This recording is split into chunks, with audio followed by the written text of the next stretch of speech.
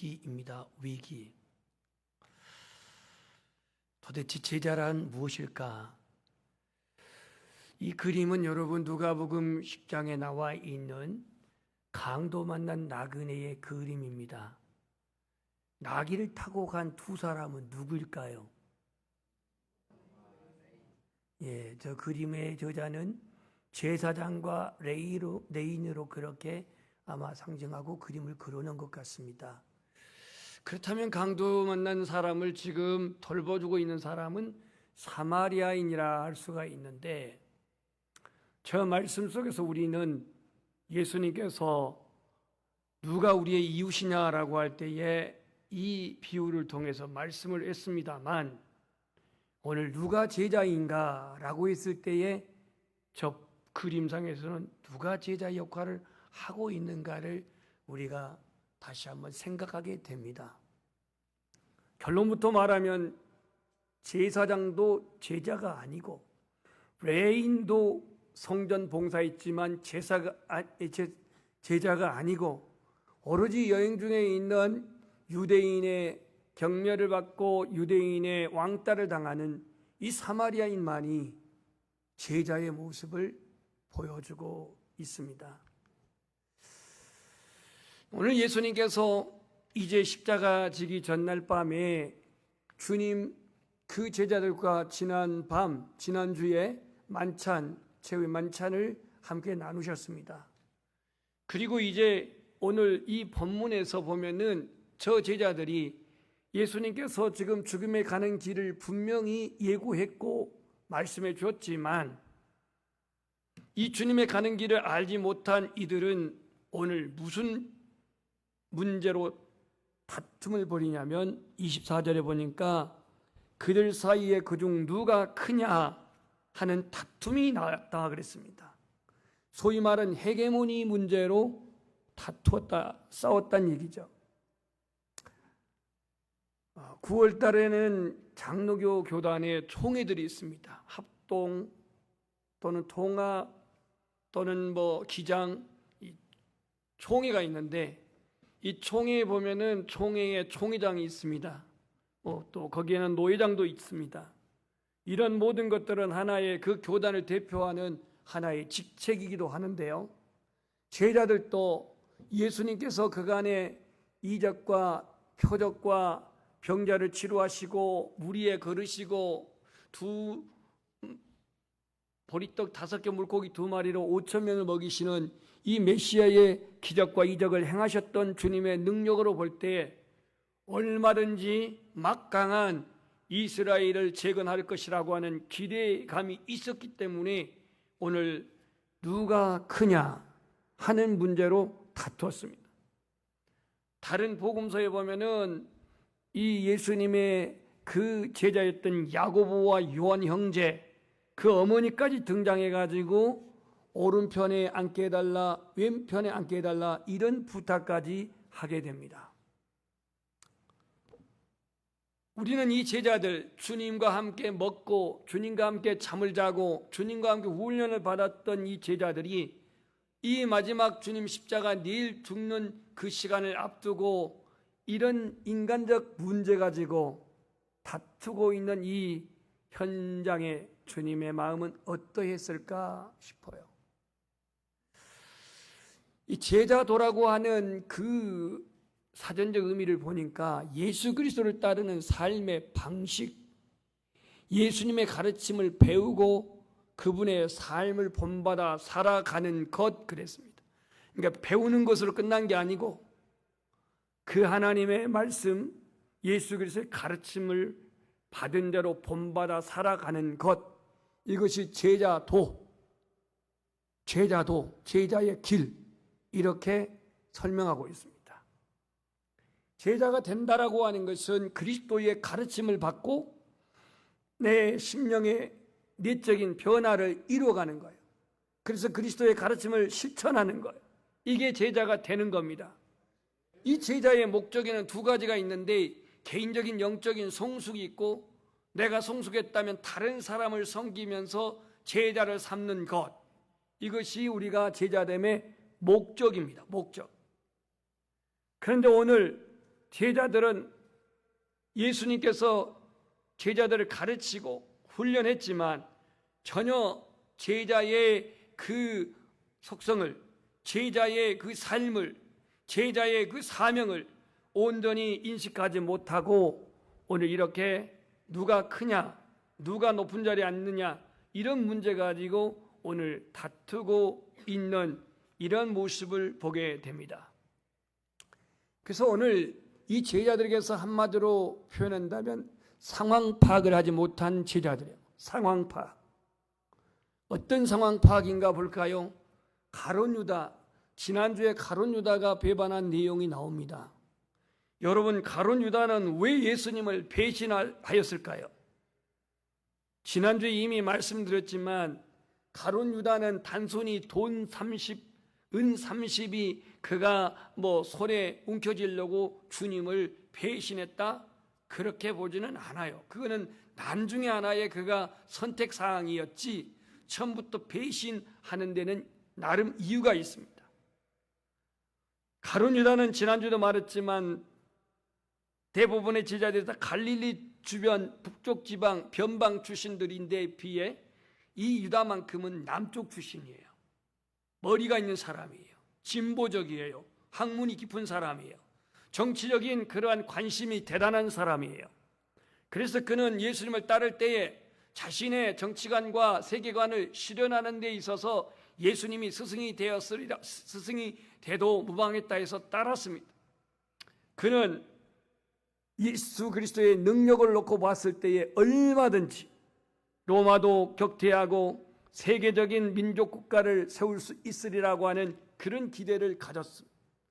하지만 하나님이 보내신 이 분으로서 마음만 먹으면 얼마든지 이스라엘의 메시아로서의 그는 위대한 지도자가 될 것이다라고 하는 그런 기대를 가졌는데 주님은 결국 정치적인 혁명과는 거리가 멀었습니다. 오늘날 그리스도인들이 일부 정치마당에서 자기 소리를 내고 있는데 예수님은 정치적인 영향력을 미치려고 온 게 아닙니다. 정치적인 혁명을 이루려고 온 게 아닙니다. 그러니까 가룟 유다의 이 상황 파악 못한 것은 주님이 오신 목적을 전혀 그는 이해하지 못했다라는 겁니다. 그럼 나머지 제자들은 어떨까요? 일반 제자들은 오늘 누가 큰 자리에 앉느냐라고 하는 문제 가지고 다툽니다. 소위 말한 헤게모니 싸움을 하고 있습니다. 이 점을 보면은 나머지 제자들도 가룟 유다처럼 예수님이 왜 오셨는지, 십자가의 길을 가는 일이 무슨 일인지 그들은 전혀 알지 못했다라는 사실을 알게 됩니다. 그렇다면 제자 중에 대표격이나 될 수 있는 베드로 수제자, 심지어 그는 신앙 고백까지도 했고 무리에 잠시 걷기도 했던 체험을 했던 이 베드로는 그러면 12제자의 대표에서 중심을 잡았느냐? 전혀 그렇지 못합니다. 오늘 그는 비장한 심정을 가지고 이런 고백을 합니다. 33절을 보면 주여 내가 주와 함께 옥에도 죽는 데에도 가기를 각오했습니다라고 전의를 불태우지만 오늘 예수님은 베드로야 네가 내게 그런 말을 하는데 오늘 닭 울기 전에 네가 3번 나를 부인하리라 이렇게 말합니다. 오늘 이 말씀하기 전에 오늘 이 베드로가 어떤 상황인가를 볼 수 있는데요. 31절을 우리 한번 보겠습니다. 시몬아 보라 사단이 너희를 밀가부로 하려고 요구하였다 그랬어요. 한마디로 말하면 사단이 가지고 논답니다. 여러분의 삶 속에서 지금 예수님에게 직접 가르침을 받았던 가룟 유다, 일반 제자, 수제자, 베드로도 결국 배신하고 다툼을 일으키고 예수님 모른다고 면전화되고 부인까지 하는 이 모습 속에서 얼마나 주님이 가신 길과는 딴 길을 가고 있는 제자인가를, 예수님이 마음먹은 것과는 딴 마음을 품고 있는 제자들을, 예수님이 보시는 하나님 나라의 가치관과는 거리가 먼 인간 세상 나라의 가치관을 가지고 살아가는 제자들의 모습을 발견하게 됩니다. 오늘 우리가 이 시대를 살아가고 있는 저와 여러분은 저 가룟 유다 같은 주님을 배신하는, 저 일반 제자들 같이 자리로 말미암아서 내가 더 높임을 받고 내가 더 출세를 하고 내가 더 세상에서 그런 이름을 낼 수 있는 명예를 소유하고 하는 이러한 문제로 갈등을, 그리고 베드로는 살아남기 위해서 그는 주님을 모른다고 부인하는 이러한 행동이, 이러한 우리의 생각은 우리 안에 없는가? 이러고 보면 유다나 또한 11명의 제자나 또 베드로나 본질적으로 다 개친도친이라는 사실을 알게 됩니다. 굳이 표현을 이런 말을 써서 좀 죄송하지만 베드로는 오늘 그렇게 주님의 그 기적의 현장에 심지어 변화산상에 그등 올라갔던 사람이었고, 중요한 일이 있을 때마다 이 베드로는 늘 주님과 같이 했었는데도 불구하고 그는 주님을 배반합니다. 모른다고 부인합니다. 왜 그랬을까요? 일신상의 위협도 원인이 되었습니다. 예수님이 체포당했을 때에 신문을 받는 절대적인 위기 속에서 예수님이 유죄 판결을 받으면 제자들의 공동체는 해체된 것은 당연한 것이고, 유대교에서 출당당하는 건 당연한 것이고, 이제 예수님이 체포당한 상황 속에서 자기 자신의 제자로서의 정체성을 지키느냐, 아니면 후대를 생각하고 이 순간을 빠져나가기 위해서 난 모른다고 부정해야 할 것인가? 자신은 각오하고 전의를 불태우고 주님을 오게도 죽는데도 가겠다고 대놓고 그렇게 말을 했기에 일말의 신앙 양심은 있어가지고 그가 대제사장 관저에 간 거 아닙니까? 그 관저에 가지 않았다면 그는 주님 모른다고 부정할 그런 환경도 갖지 않았을 텐데, 꾸역꾸역 결국 눈치 보고 가가지고 거기서 그 제사장 하속의 그 여자 종 앞에서도 비참하게 모른다라고 이렇게 주님을 부인해버렸습니다. 제자도의 위기, 오늘 우리는 이 위기가 2000년 전에 주님을 따르는 이 제자들의 모습 속에서 오늘 우리들의 모습은 어떠한지를 봐야 합니다. 오늘의 한국 교회를 떠나 오늘 우리가 그리스도인으로서의 나의 정체성은 과연 뚜렷한가? 누가복음은 AD 80년경에 기록되어 있었는데 그 이전 70년, AD 70년에 역사적으로 이스라엘은 망해버립니다. 예루살렘 성전은 무너져버립니다. 다 불타버립니다. 성전 예배는 완전히 이제 없어져 버렸습니다. 성전 제사 없어져 버렸습니다. 예루살렘 교회는 허벌판에 버려진 고아처럼 완전히 이제는 흩어져 버린 상황이었습니다. 그나마 근근히 이제 사도들이 그렇게 자신들의 그 생명을 위협을 느끼면서 핍박을 받으면서 교회가 그렇게 이제 이어져 가고 있었는데, 초대교회 기독교인들이 얼마나 많은 핍박을 받았습니까? 그런 직장을 잃어버리고 순교를 당했습니다. 예수님을 믿는다는 것 목숨 내고 믿어야 했습니다. 이 세상의 고난이 예상되게 되면 살기 위해서 배교하고 성도로서의 위치에서 완전히 떠나버리는 소위 말한 가나안 교인들도 그 당시에 등장하게 되었습니다. 대사장 관저에서 그 마당에서 3번이나 나는 예수를 모른다, 나는 저 사람을 모른다라고 하는 이 베드로의 손살이 친 모습 속에서 오늘 우리는 세상이 교회를 비판하고 세상이 그리스도인들을 그렇게 조롱하고 있는 오늘의 현실 속에서 나는 내가 머물러 있는 직장에서, 내가 머물러 있는 학교에서, 내가 있는 가정 안에서 내가 그리스도인으로서의 정체성은 어떠하는지 우리 다시 한번 보겠습니다. 오늘 21세기 그리스도인들은요, 세상에서의 오는 그러한 긴장, 세상에서 오는 신앙의 영적 갈등을 별로 느끼려고 하지 않습니다. 애써 회피합니다. 교회는 출석하지만 세상에서의 오는 그러한 방식으로서의 내 안에 있는 갈등을 최대한 축소하고 작게 하려고 합니다. 그래서 세속적인 질서와 가치를 그냥 무비판적으로 수용합니다. 다시 말해서 그리스도인이라고 하는, 제자이기 전에 그리스도인이라고 하는 이 정체성이 너무나도 희미해져 가고 있다 이거예요. 그러면서 뭐라고 말하냐면 그게 무슨 문제야? 라고 생각합니다. 그게 무슨 문제야? 내가 이렇게 세상에 벗삼아 살든지 적당하게 살든지 아니면 내가 제자로 살지 않든지 그게 무슨 문제야? 라고 이렇게 생각합니다.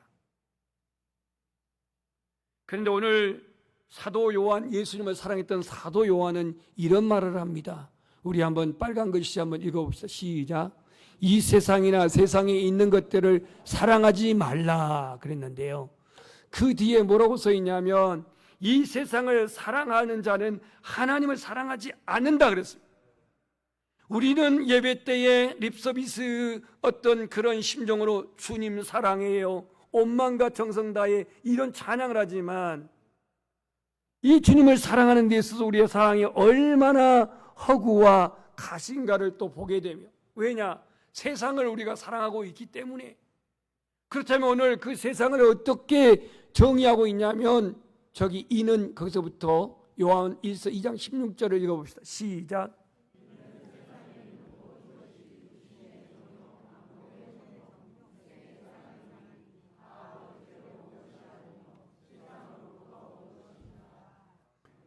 오늘 우리는 그리스도인으로서 예수님을 따른다고 하는, 예수님의 말씀대로 산다고 하는 제자로서의 이 정체성이 과연 어떠한가를 한번 자문해 보십시오. 나는 예수님을 믿고 따르는 제자라 하더라도 나 가난하거나 경쟁력 없이 사는 것보다는 사람들이 부러워할 만큼 성공하고 사람들이 부러워할 만큼 돈도 가지고 사람들이 부러워할 만큼 그렇게 출세도 하는 것이, 그것이 바로 축복 아니냐? 그것이 하나님의 축복이 아니냐? 이것이 전도에, 복음 전파에 도움이 되는 거 아니냐라고 이렇게 말합니다. 문제는 부자가 되느냐 가난하게 되느냐 이게 핵심이 아닙니다. 사회의 지도층의 인사가 되느냐, 저명 인사가 되느냐, 아니면 평범한 사람이 되느냐, 이게 핵심이 아니에요. 내가 예수의 제자로서 정체성을 생각하면서 살아가고 있느냐 이건데요. 근데 오늘 거기까지는 우리가 부담도 느끼고 사회적인 어떤 그러한 여러 가지 환경도 따르지 않아서 그러한 필요성을 별로 느끼지 않고 있는 것이 오늘 우리 그리스도인들의, 제자들의 위기의 상황을 알 수가 있습니다. 무슨 얘기냐면 예수 믿는 사람은 예수님의 제자인 걸 확신해야 되는데, 예수님 믿는 사람은 예수님의 제자처럼 말씀을 그대로 내가 배우고 예수님의 인격을 닮아가고 그렇게 살아가야 되는데, 각자의 체계의 메커니즘 속에서 그냥 무작정 매달려 삽니다. 때로는 목회자의 어떤 그 체제 속에 갇혀 있어가지고 나의 어떤 제자의 삶이 아까 소론에 나왔다는 그 제사장과 레위인들은 그냥 못 본 척 합니다. 왜 못 본 척 합니까? 그들을 부정한 피 흐린 사람을 만지면 부정한다? 이건 다 율법적인 하나의 합리화일 뿐이고요. 왜 그냥 갑니까? 그 강도 만난 나그네를 사랑하지 않았기 때문에 그냥 가는 겁니다. 그 영혼의 소중함을 느끼지 않았기 때문에 그냥 가는 겁니다. 오늘 우리도 마찬가지입니다. 내가 속해 있는 교사, 내가 속해 있는 직장, 내가 속해 있는 교회, 이 체제의 메커니즘 속에서 그냥 거기에 무작정 매달려 평범하게 살아가는 거예요. 내가 감당할 책임이 뭔지. 분명 우리 주변에는 강도 만나 신음한 사람도 있는데, 그래서 오늘 이 제자로서의 위기에 이 두 가지 문제 제기를 해보면, 첫 번째, 세상 작동하는 원리에 충실하게 사는 것이 그냥 행복이다. 다시 말해서 신앙의 가치관은 일단 놔두고 제자의 삶까지는 좀 너무 좀 과하고, 세상은 기독교 신앙과 완전히 다른 작동 원리를 요구하는데 세상은 높아지려고 한다랍니다. 오늘 이들 또 누가 큰 자입니까? 누가 큰 자이고 누가 오른쪽에 앉은 자이며 누가 높임받은 자이가라고 이 문제 갖고 다투고 있는데, 예수님은 제자는 자리의 문제, 그러한 세상적인 그러한 권력의 문제가 아니라 오늘 낮아지며 섬기는 자가 돼야 한다. 이렇게 말하고 있어요. 근데 오늘날 이 세상 작동 원리에 우리는 충실하게 살아가는 것이 행복이라 여겨서 성공해야 행복이고 내가 다스리고 군림해야 승리한 것이고 이렇게 하고 싶은 대로 다 원하고 바라고 살아가고 있다는 거예요. 그렇게 살아도 아무런 문제가 없어. 그렇게 살아도 아무런 어려움이 없어. 그러니까 세상 살아가는 데 있어서 제자의 정체성을 생각하기가 너무 어렵다는 겁니다. 두 번째, 예수님의 제자로서 정체성을 갖는다는 것은 어떤 것인지 실감하기가 어렵다는 겁니다. 내가 착하게 정의롭게 살아가는 예수님의 제자로 살아가는 것인가? 그렇게 살아도 감사할 일이죠. 하지만 여러분, 우리가 마음먹은 대로, 결단하는 대로, 내가 각오하는 대로 착하게 정의롭게 최선을 다한다고 해서 그렇게 사라지든가요? 마음이 얼마나 연약하는데요. 얼마나 무너지는데요. 베드로도 그렇게 각오하고 결심하고 나는 옥에라도 같이 가겠고 주님이 죽는 곳이라도 같이 가겠다라고 그렇게 그는 다짐하고 목소리를 높였지만 얼마나 쉽게 무너져 버렸습니까? 얼마나 쉽게. 자기 마음을 그렇게 과신했지만, 자신의 의지를 그렇게 과신했지만 베드로는 너무 쉽게 무너져 버렸어요. 아마 여러분들도 분명히 주일날 하나님 말씀 붙들고 이런 결심하고 이렇게 살겠다 결단했는데 불과 3일이 지나기 전에 무너진 것들을 많이 경험해 봤을 거예요. 자, 그렇다면 오늘 제자는 누구인가? 마지막 회의 우리 한번 따라서 제자는 배우는 자이다. 분명 오늘 예수님의 12명의 제자를 또 3년 반을 배웠습니다. 가르침을 받았습니다. 훈련도 받았습니다. 그러나 배웠지만 주님을 알지 못했습니다. 주님 가시는 길을 알지 못했습니다. 오늘 우리는 예수님을 배운다고 하는 것을 단순히 예수님이 어떤 분이냐라고 하는 인지사항으로 그치지 말고 그 배움을 받았다면 가르침을 따라가십시오. 따르는 자가 돼요. 따르는 자. 팔로워, 따르는 자가 돼야 돼. 그리고 예수 그리스도를 믿는 자가 제자이고 제자는 서로 사랑하며 섬기는 자가 제자이고 제자는 세상으로 보냄을 받은 자예요. 보냄을 받은 자. 여러분, 사람의 인생이라는 게 부자로 사나 가난하게 사나 교양 있게 사나 별반 차이 없습니다. 이거 세상 사람들이 규진을 그렇게 놓고 보니까 그러는데 별반 차이 없어요.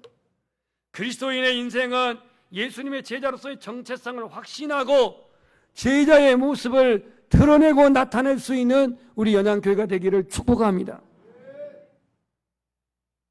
예수님이 혼자 통치하지 아니하고 오늘 이런 말씀을 합니다. 제자 세운 근본적인 목적인데 29절을 보겠습니다. 내 아버지께서 하나님입니다. 나라를 내게 맡기신 것 같이 이스라엘 나라가 아니라 하나님 나라예요. 누가복음 주제가 하나님 나라거든요. 나라를 내게 맡긴 것 같이 나도 누구에게? 너희에게 맡겨 그랬어요. 너희에게 맡겨. 혼자 통치하지 아니하고 이제 십자가를 지시고 하나님 나라를 그는 선포하시고 40일 있다가 승천하신 이후에 이 모든 하나님의 나라를 너희에게 맡겨 그랬습니다. 너희로 내 나라에서 내 상에서 먹고 마시며 또는 보좌에 앉아 이스라엘 12지파를 다스리게 하려 하노라 이렇게 말하고 있습니다. 이 중차대한 사명을 감당하는 데 있어서 사단이 가만두질 않아요. 그래서 31절에 시므나 보라 사단이 너희를 밀가부로 하려고 요구한다 이렇게 말하고 있어요. 이 연약한 베드로, 이 나약한 베드로, 면전에나 대고까지 주님을 저주했던 이 베드로, 그러나 오늘 예수님은 그 베드로의 그 실망한 것을 끝나지 아니하고 이 베드로를 위해 기도했기에 그는 32절 볼 때 내가 너를 위하여 내 믿음이 떨어지지 않기를 기도하였노니 너는 돌이킨 후에 회개한 후에 내 형제를 굳게 하라. 결국 초대교회에 없어서는 안 될 지도자가 되어지고 그리고 그는 바티칸 언덕에서 거꾸로 십자가를 지고 모든 믿음의 후배들에게 이 순교의 길을 갔던 베드로의 모습을 우리는 발견하게 됩니다. 오늘 저와 여러분이 이 시대 21세기에 제자로서 살아가는 삶이 녹록지 않는 환경이지만 오늘 우리가 가야 할 분명한 그 길은 세상이 대접하고 세상이 알아주고 세상이 상 주는 그 길이 아닙니다. 좁은 문이고 좁은 길입니다. 생명의 길입니다. 이 제자로서의 가야 할 저와 여러분의 삶이 되기를 주님의 이름으로 축복합니다. 여호와께 돌아가자 찬양하겠습니다.